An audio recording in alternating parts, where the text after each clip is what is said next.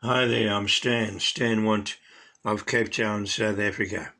I think if there's anything needed today, it is for people to be encouraged. There is so much to discourage us today, especially because of the troubles and difficulties that the coronavirus has brought upon us, and people are needing this encouragement because also the normal trials and problems which is part of life today. And maybe you could be one of those who's really feeling down and low and discouraged today. And it reminds me of the story of Elijah that we read about in 1 Kings chapter 19. And he was so down and depressed and discouraged, he just said to God, I just want to die.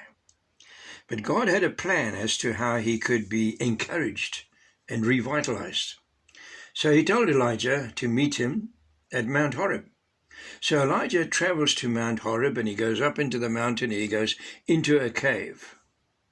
And first of all, there was a mighty rock-crushing wind, but God wasn't in the wind. Then there came a frightening earthquake, but God wasn't in that either. Then there came a roaring, fearsome fire, and God wasn't in that also. But by these mighty natural disasters, which God controlled, he was in fact showing Elijah that he was the God over all, and that there was no problem that God could not deal with or take away. And that's good for us to remember. He is the mighty controlling God. He is still on the throne. There's no problem that's too difficult for God.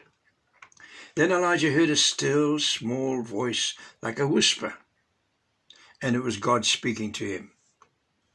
And God spoke to him face to face, as it were, and he gave him a new commission and a vision of service, and told Elijah that there were still 7,000 people in the land of Israel who believed and trusted in God, and that he was not alone as he had thought. It meant also that in that land where there were 7,000, they needed Elijah's example and encouragement and leadership in the things of God. Perhaps in your situation, you need just that time off to get close to God and to hear that still soft voice as well. That special, unhurried time to listen for the voice of God as you read his word, as you pray. And when this happens, you will find renewed vigor and vision for God. And don't forget, there are those out there that you can help. Maybe even by sharing this short vid, you could be spreading the good news of helping people in their discouragement today. Thank you for listening. God bless you.